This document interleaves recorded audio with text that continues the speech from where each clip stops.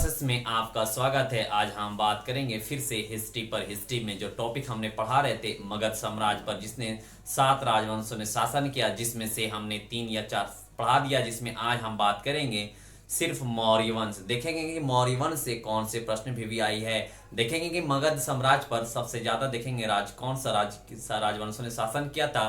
तो आज हम बात करेंगे किस चीज पे, मौर्य वंश पे, जिन्होंने मगध साम्राज्य पर शासन किया था। देखेंगे कौन से प्रश्न भी आई है, तो चलिए देखते हैं।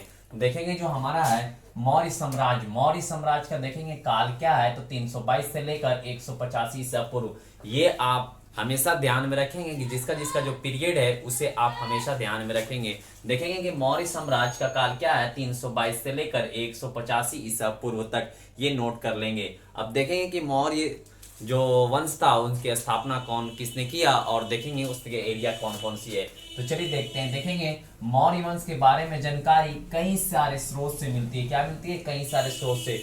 जैसे बोल सकते हैं कि आपको कौन कौन से लोग पहचानते हैं, तो बोलेंगे आप बहुत सारे लोग पहचानते हैं। वैसा ही है कि मौर्य वंश की जो जानकारी, जिनकी सूचना जिसे बोलते हैं, कहाँ से पता चला कि मौर्य वंश। देखेंगे कि मौर्य वंश की जानकारी कई सारे स्रोत से मिलते हैं। देखेंगे जैसे एक हमारा है पुरातात्विक स्रोत। कौन सी? एक पुरातात्विक स्रोत, दूसरा जूनागढ़ अभिलेख, और तीसरा शाहगौर अभिलेख।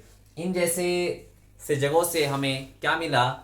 मौर्य वंश या मौर्य साम्राज्य की जानकारी मिला। देखेंगे किससे? पुरातात्विक स्रोत से, और जूनागढ़ अभिलेख से, शाहगौर अभिलेख से, जिसमें जूनागढ़ अभिलेख आपका VVI है।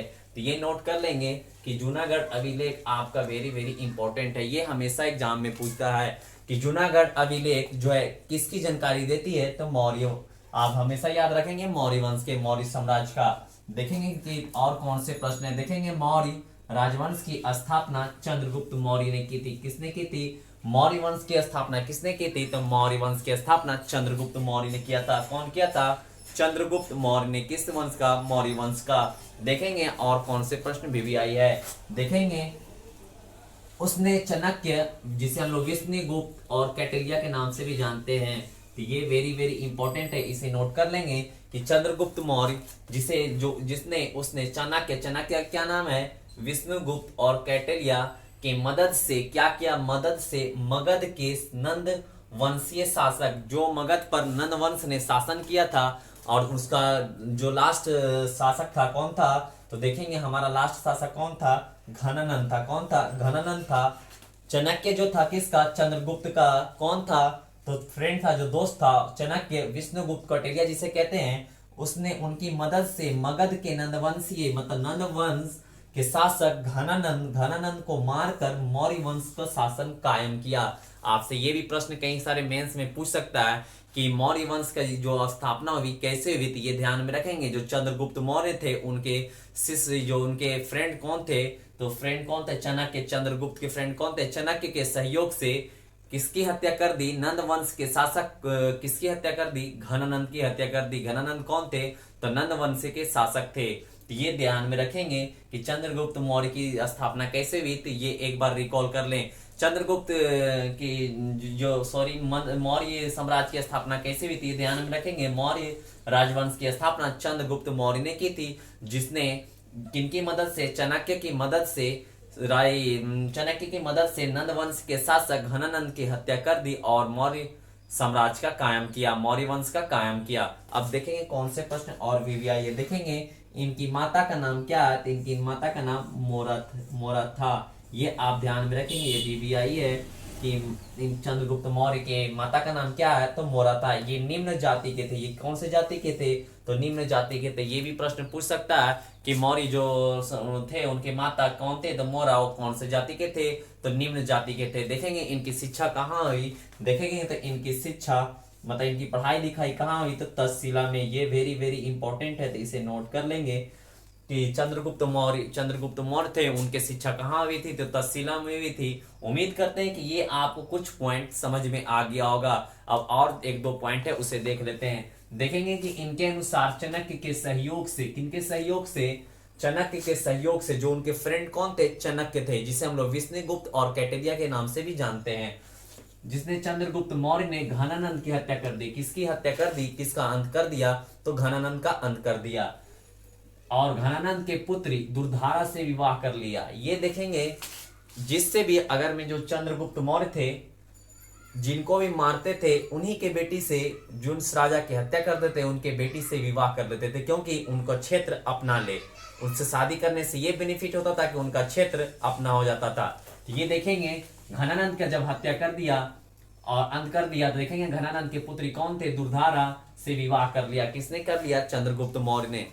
ये ध्यान में रखेंगे कि दुर्धारा किनकी बेटी थी, तो घनानंद की बेटी थी। कौन से वंश का? तो नंद वंश का। अब देखेंगे दूसरा पॉइंट क्या है। जब चंद्रगुप्त मौर्य मगध का शासक था, कौन? जब चंद्रगुप्त मौर्य जब मगध पर शासन कर रहा था तब यूनानी आक्रमण, कौन? यूनानी आक्रमण। ये ध्यान में रखेंगे कौन सा आक्रमण आया था? यूनानी आक्रमण। कौन आया था? सेल्यूकस। कौन था आया था? सेल्यूकस निक्टर ने आक्रमण कर दिया था। किसके?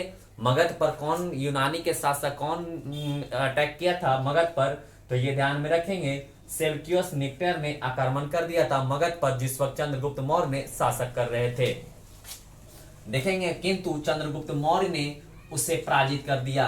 बट ये हुआ कि चंद्रगुप्त जो थे वो ताकतवर थे और सेल्यूकस निक्टर जो यूनानी के आक्रमणकारी थे उसे हरा दिया। कौन कर दिया? हरा दिया। तो चंद्रगुप्त मौर्य ने हरा दिया। और ये देखेंगे उसकी बेटी कॉर्नेलिया, जिसे हम लोग हेलेना के नाम से भी जानते हैं, उससे विवाह कर लिया। ये भी देखेंगे वहां इसे घनानंद के हत्या कर, घनानंद का अंत करके उनकी बेटी दुर्धारा से विवाह कर लिया। यहाँ देखेंगे जो यूनानी के शासक थे उसे हराकर फिर से चंद्रगुप्त मौर्य ने उसकी बेटी हेलेना से विवाह कर लिया। ये ध्यान में रखेंगे। और क्या करता था? उनके शादी करने से उनके क्षेत्र जितना भी था अपना लेते थे।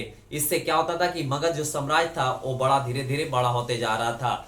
ये ध्यान में रखेंगे। देखेंगे दहेज में एरिया, आराकोसिया, जिब्रेसिया तथा पेरिस, गंधार, मकराना जैसे क्षेत्र मिला था। ये आप ध्यान में रखेंगे। जो चंद्रगुप्त मौर्य थे बहुत तेज थे, जिनके भी बेटी जिनकी हत्या करते थे उनके बेटी से शादी कर लेते थे ताकि उनके क्षेत्र अपना हो जाए और ये एक बहुत बड़े राजा ताकि साबित हो जाए।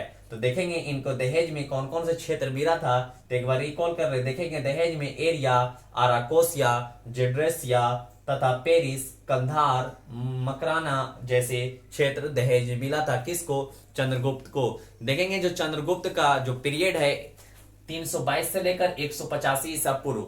अब इसमें और है जो हम पार्ट 2 में लेकर आएंगे। आज हम पार्ट 1 में इतने ही रहने देते हैं। आई होप, उम्मीद करते हैं कि आपको मौर्य वंश भी समझ में आया होगा। अब मिलेंगे आपको मौर्य वंश का नेक्स्ट पार्ट में।